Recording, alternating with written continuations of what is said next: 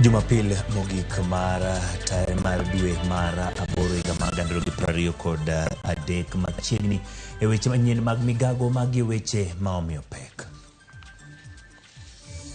Kendo kidwa kwe mar boda no to wan kaka kanisa okonego ketwa tenge to nekech wan kanisa wan ema wanyalo dhi mopogore gi joma ng'iyo boda kata kaluwore gi kabila. Jopiny dwaro ni mondo piny owacho onywand kanisa e chenro mar jiwo kwe e tong' ma Kisumu kod Kericho. The reason why sisi tumekubali on our side is so that when we get to those points we will point to our friends where the solutions are. Tukifika kwa cost of living sisi tunawaambia basi. Josiasa mowuok e kaunti ma Kericho nyiso chir ni twak e kind piny owacho kod Azimio dhi nyuolo lemo kendo kelo jo Kenya kanyakla. In ibobet symbol of national unity nade ka in pile iyenyo in deputy president mar jo Kenya ngima ok in deputy president mar Kenya kwanza. Jalup jatend piny Rigathi Gachagua onyisi mondo were gi bolo weche kendo nyis luor ne apisi momako.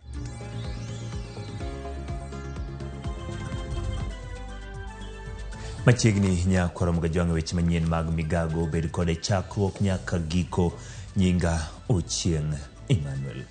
E kinde ma piny owacho dhi nyime gi chwalo chenro mar kwe tong' ma kaunti ma Kisumu kod Kericho, jotend dini bende koro chwalo duondgi ne piny owacho mondo oriw pachgi chenro mar kwe mar tong'no.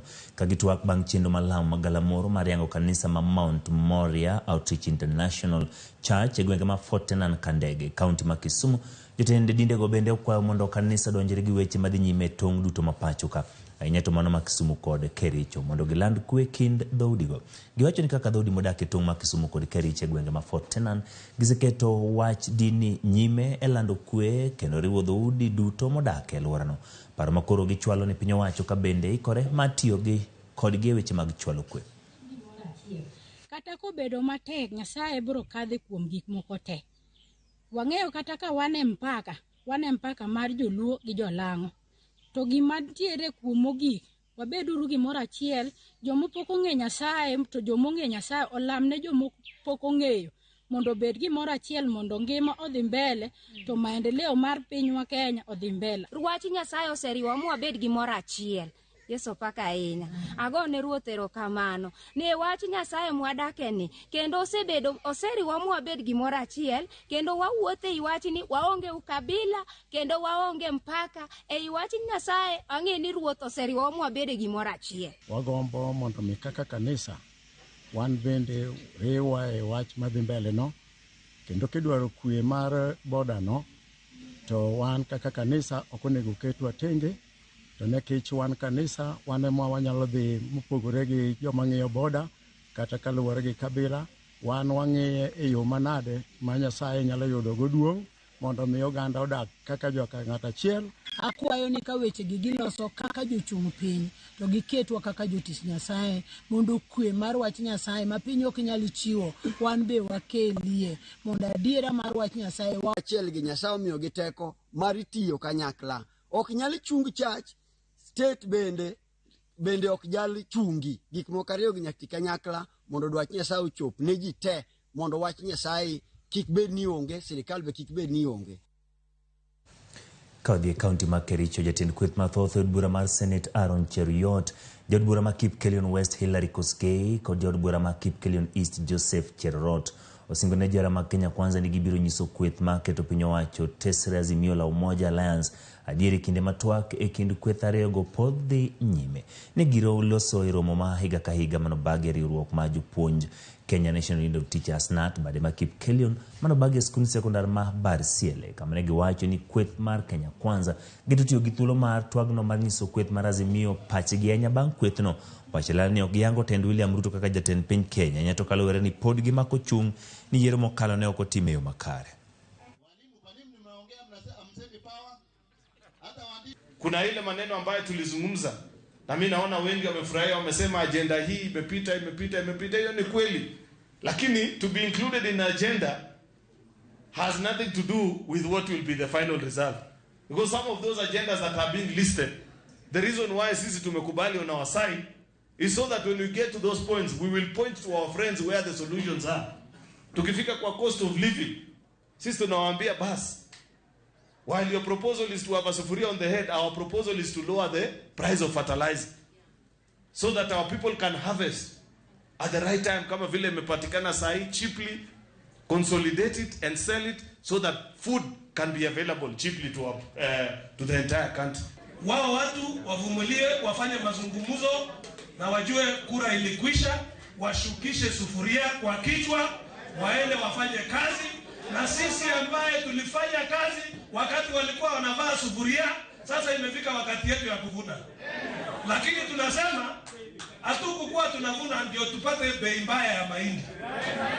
Mahindi yetu tutauza bei ghali kwa sababu tulitoa jasho kwa shamba. Okirwiliso Tieno seo jalup jatend piny Rigathi Gachagua kokoni Gachagua osebedo kawuoyo kagima ok en jalup jatend piny Kenya. Otieno mane loso kan en kar chung od bura ma Kibra okoni apis ma jalup jatend piny en ranyisi mar achiel kendo winjore wi ji te e pacho kaendi.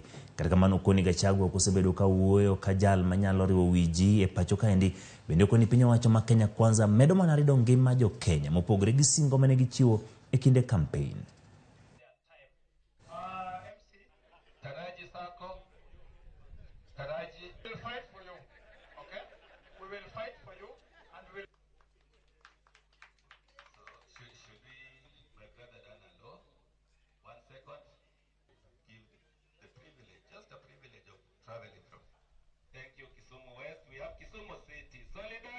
Deputy President kata President iluongo ni en gimiluongo ni a symbol of national unity.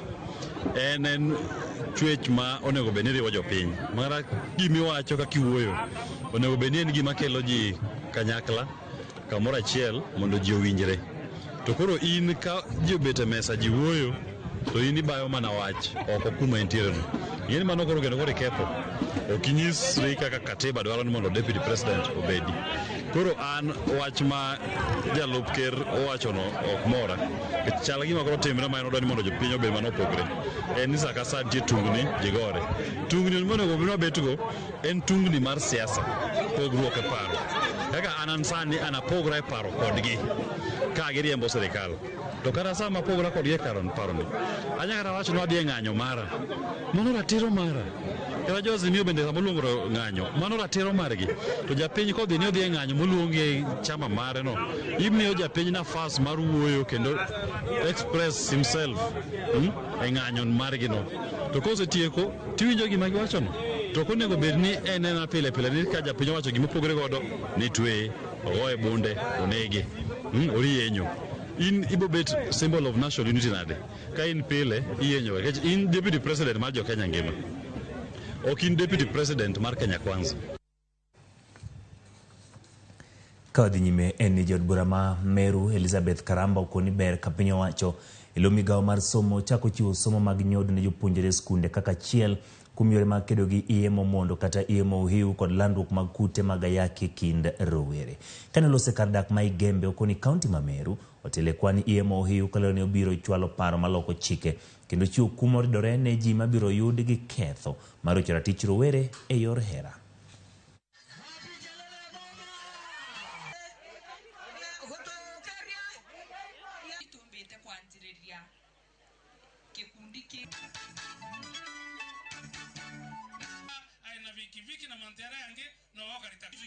Every family in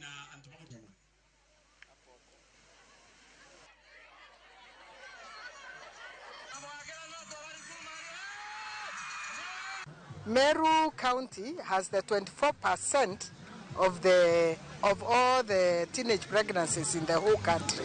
So you can see how they need the awareness so seriously for them to not get married early. And that's why we need to do more and more of this awareness so that we can have their mind change, so that we can have a mind change, know that they are very young ones, even here, even younger than 10. I've seen some very young girls here. But it's good to train them from the beginning when they are young so that they can learn that it's nothing profitable to get circumcised. Kadhi County ma Migori, jonyuol e skund primar ma Agenga e sub county ma Nyatike yuago kethruok ma klese mag wacho ni sani thiro weche mag somo e skundno. Jonyuolgi kotelie gi jakom mar board mar skundno Keyo Remo wacho ni thoth klesegi ne oger higni moloyo 20 mokalo. Kanyaka sani pok klesego olos kendo. Okeyo wacho ni kata kombe malong'o ma jopuonjre bete onge, skundno kama tin mantiere bende richo kendo ketho lep jopuonjre. Jonyuolgi bende ywak ni skundni bende onge kod chope moromo kata achiel bende onge e skundni.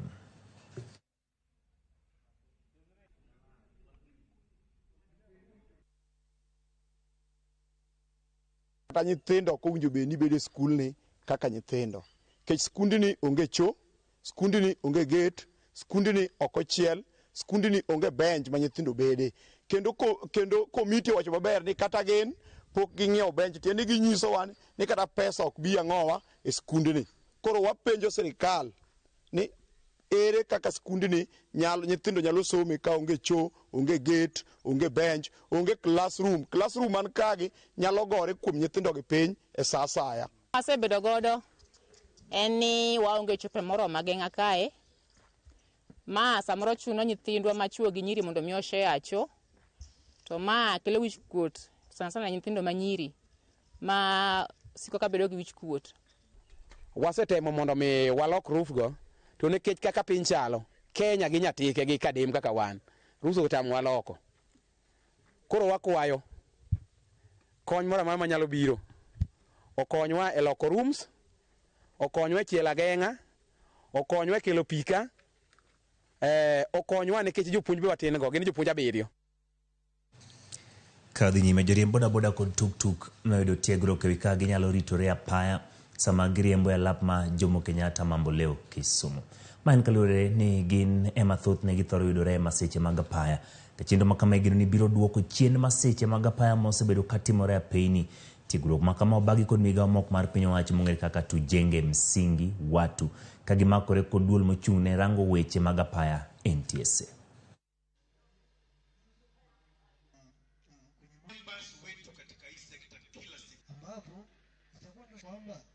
Ile helmet inatakiwa kuvalishwa kamzi. Wakati helmet umeiweka kwenye tank. Imetumiwa message na ujue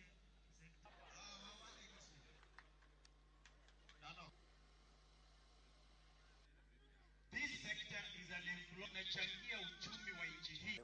Kufikia mwisho wa mwaka jana tulikuwa tumepoteza takriban wanabodaboda 1670. Idadi kubwa sana. Na hili ongezeko linatokana na utepetevu ambao tuko nao. Unakuta tabia za waendeshaji wa bodaboda hizi si sawa, haziafikiani na sheria za trafiki. Mtu anaendesha bodaboda akiwa hana helmet ile, anaendesha kwa kasi, anabeba abiria wengi. Unakuta pia kuna wengine ambao wameanza kuwa ni walevi, wengi hawaku trained vizuri.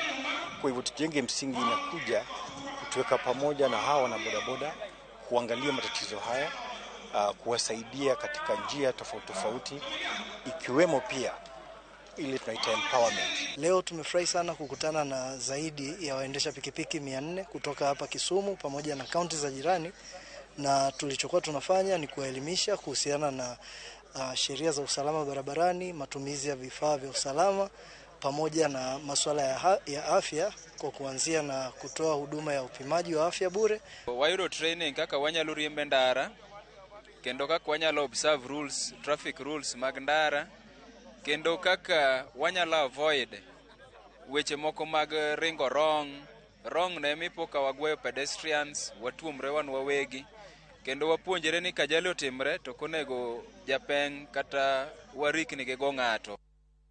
Kawadhi kaunti ma Siaya kupogore kod pith mar rech gi lupe kaunti ma Siaya. Bende nitiere jopith ma jong'iepo mag jamni chiri mopogore kaunti no. Chiro manyamonye mantiere sub kaunti ma Bondo en achiel kuom chiro ma use jamni ne jodak ma Lego Usonga, boda kod alwora ma Nam Lolwe. Jodak matiyo kod chiro no ywak ewi midhiero mag kalie machalo lil mare ka koro gidwaro mondo mi giwe chulo osuru pono ni piny owacho kaunti no kolos alwora ma chiro no. Jodak koro kwayo gavana ma Siaya James Orengo mondo ne ni chiro no ger e yo makare kendo ket e ler kokamano to gibi chulo osuru.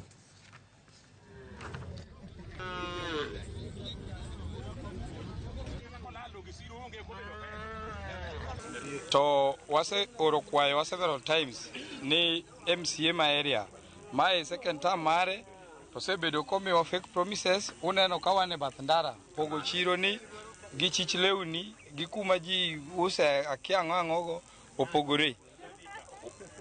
Wakwayo county government ma Siaya mondo konywa gi siro kaka ne gichikowa. Nyocha gigolowa ka kimuko ka oterwa e bath ndara, oterwa e puoth ng'ato, watero jambwa kuro, oriembwa kuro, waangaika to wane mwagolo suri nyamonye ka molojo hala mora mora. Omiyo wakwayo county government mondo miwa siro mwaluongo ni siro mag jamni. Okwan kodgi maber ahinya. Omiyo waonge weche mang'eny, to wasetero ripodwa kinde mang'eny ni office mar wardrep. To ka giwinjwa nyocha giterowa kamoro kucha ok en kama ber. Ne giterowa kama puodho ok en mar sirkal, en mar ng'ato individual. Kane wadhi kono noriembwa. Omiyo higa ni wachomo kama kamoro kata mana receipts mag county government okan wang'adi. Omiyo wakwayo gimulo kendo magimulo ahinya ni gimiwa kama long'o mwanyalo loki ohala kaka jodhok. Lono kwanyal dhiye. Gimomiyo kwanyal dhiye lono nikech lono mokwongo kobuge, mokwongo choonge. Koro onge kaka wanyalo chiemo to kuma wakonyre to kwayudi. Mane momiyo pod wan ka nyaka dakika ni. Koro awakwayo county government wabende wasolo suru mana kaka jomoko. Koro ging'iye kaka jochiro manyamonye kuminyalo ketie maber makoro waluongo ni machichwa makoro kunwachako wae nyaka chieng'. Kuma loso kodwa achiel kachiel bende no Migago Gila sechigi. Erokamano Eliva Tobi weche manyien RAMOGI TV ka intiere gwenge mag Tanzania. Erokamano kuom kete achiel kachiel. Victor Masia weche manyien chopuni yo makare intiere Lego Karapul. Erokamano kuom kete Migago. Albert Gwea in makare kuwuok Changamwe Mombasa. Erokamano kuom kete kaindi. Mark Afwande no weche manyien RAMOGI TV ka intiere gwenge mag Ombei Kiliti School. Erokamano iko Wise Isaac Kisumu un kamora chelo kamano kuom kete kaindi. Joseph Achieng' en makare ka intie Shofco Clinic Kibra kodak techete. Yuko jotendinde moko moseketo Kenya kama tek gimiyo paro lemo mabomas korgiwe medo Mirima kod jotelo mabolo weche mago gin weche maok ni kare. Kamano Joseph Achieng'. Odhiambo Joseph Kombine na kaintie Nakuru kamano kuom kete RAMOGI TV Facebook page. Bright Kelly ka intiere Kericho. Erokamano kuom kete RAMOGI TV. Jogo mathoth mabene nwa gi Lakseche gi James Were. Erokamano kuom kete RAMOGI TV gi Lakseche gi bene nwa achiel kachiel. Helen Talia intiere Rapogi Kanyamkago. Erokamano Janelo Tieno ka intiere Kisumu. Eliva Tobi intiere gwenge mago masewacho mag Tanzania ka achiel kod Abdalla Abdi Mike Were to kod Omuto Kalim. Med kete RAMOGI TV kikiri mabor. Waduogo bang' thuolo machuok.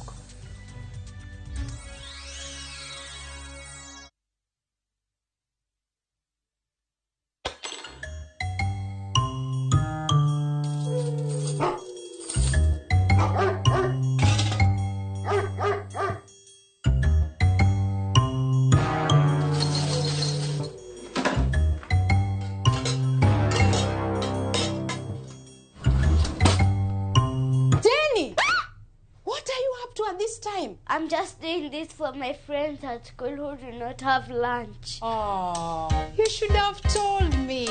When your kids learn from you, you're giving them a great start. Prestige Margarine.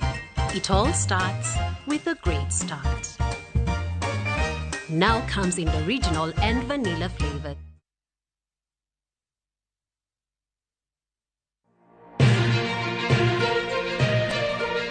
Weche manyien mamulo dhod chunyi maiye gin mago machiegni kodi. Weche thieth, anyuola, ohala to kata rita. Ka utuch to wan kode. Kotimore skunde e gweng'u ne wedeni kata osiepe magi duto wan go. Wan kae mar neno ni ng'eyo gima biro kendo bedo gi ikruok motegno. Onego ing'e gima timore e seche motimore mapiyo piyo. To mae e kama iyude wechego.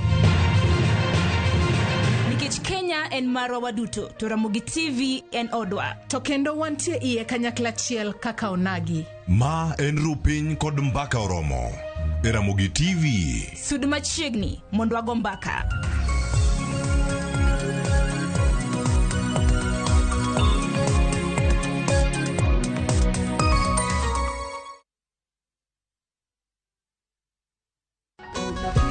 Can we understand an unspoken language?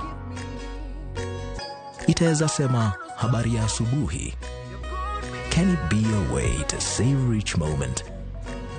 Sisi tunajua it can start lifelong stories. the center of celebrations, and so much more. The more the milk, the better the chai. Chai kweli in a Brookside Dairy Best.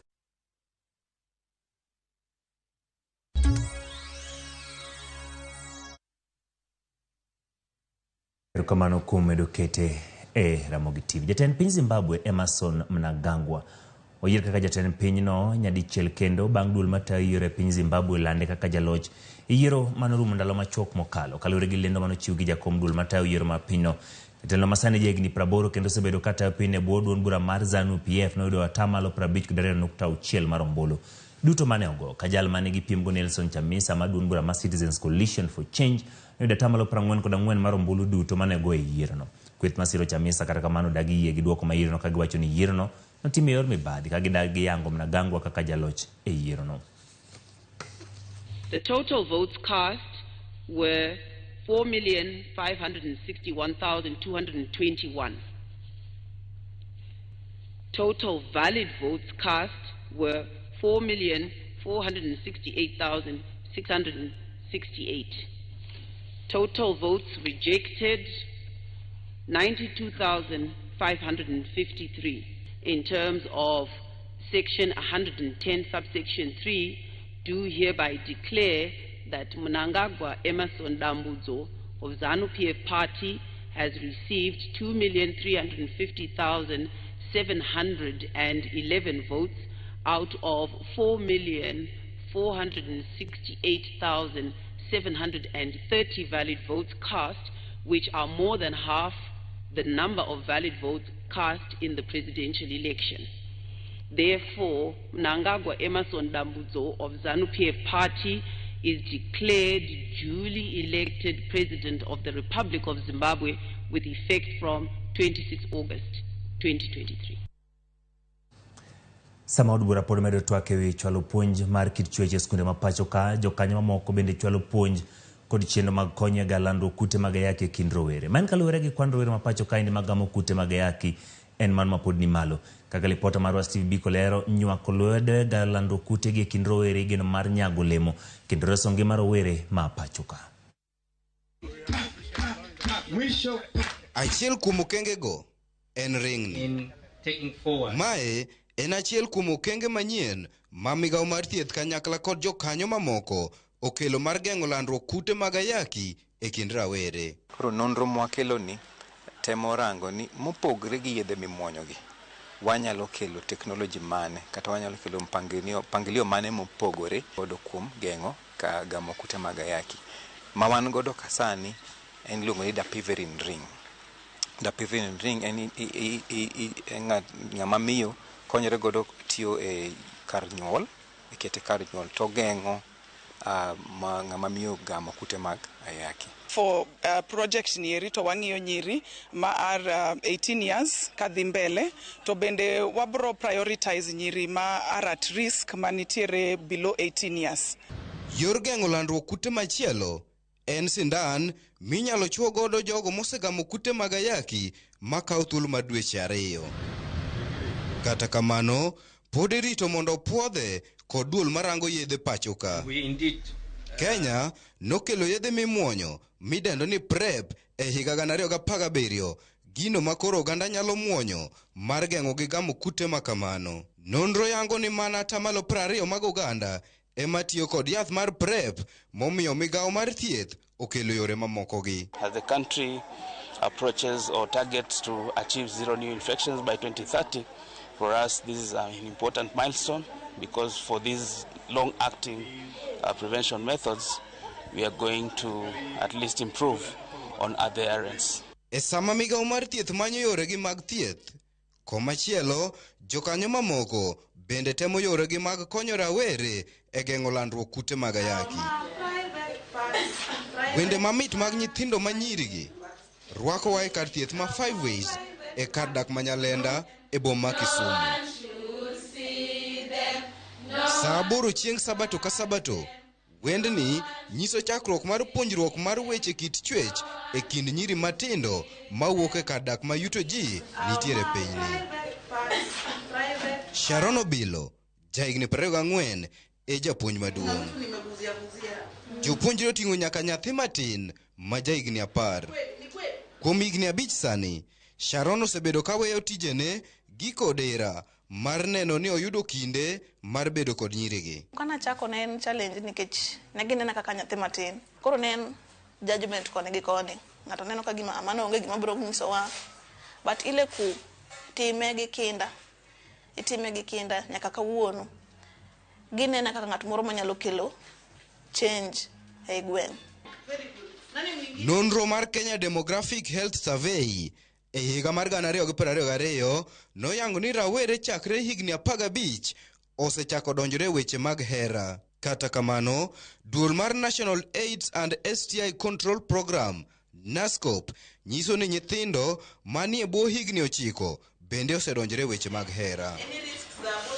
Kuom mae, jood bura moko pod medo dhiro mondo nywak puonjruok mar chwech achiel e skunde ma pacho ka. Dwe mar 7 higani, jaod bura ma Kirinyaga, Jane Njeri, notero twak e od bura mamalo madwaro mondo oket puonjruok mar weche kit chwech kaka achiel kuom subjects e skunde.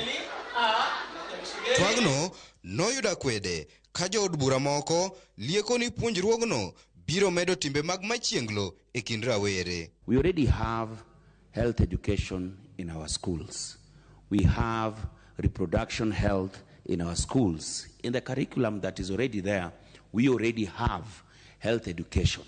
And when you talk about comprehensive, what is comprehensive? Or what is it that you want to be taught in schools that is already not being covered? We are not telling our children engage in sexual activities. We are telling them wait. We are telling them this is not the right time. We are telling them if you ever find yourself in such a scenario, I do not want you to contract HIV and AIDS. I do not want you to contract an STI. I want you to first protect yourself.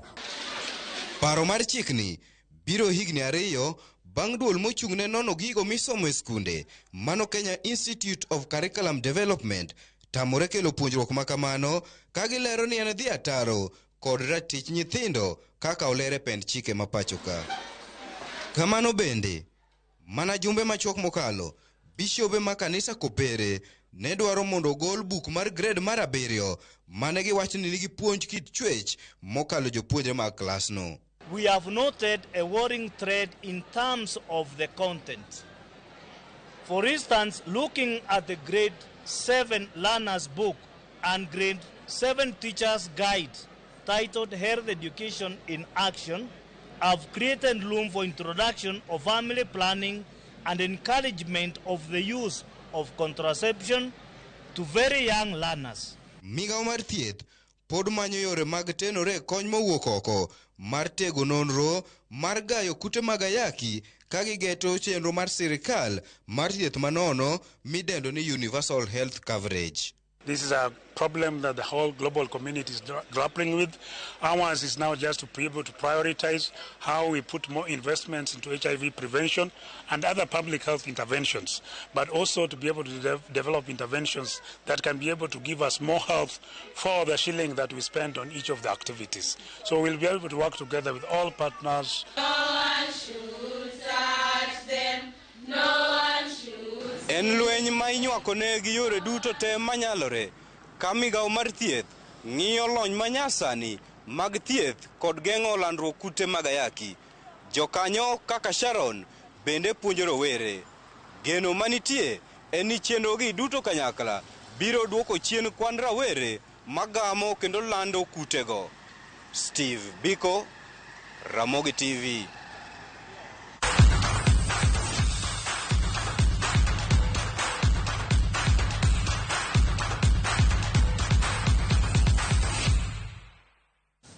Machiegni weche mag tuke. Faith Kipyegon biro jaloch ng'we mag mita 5,000 kendo bedo ja Kenya makende loyo medal 2 mag gold e ng'we mag pinje duto madhi nyime boma ma Budapest e piny Hungary. Sifana San mawuok e piny Netherlands notieko thuolo mar 2 ka Beatrice Chebet noyudo medal ma bronze bang' tieko thuolo mar 3. Champion just behind.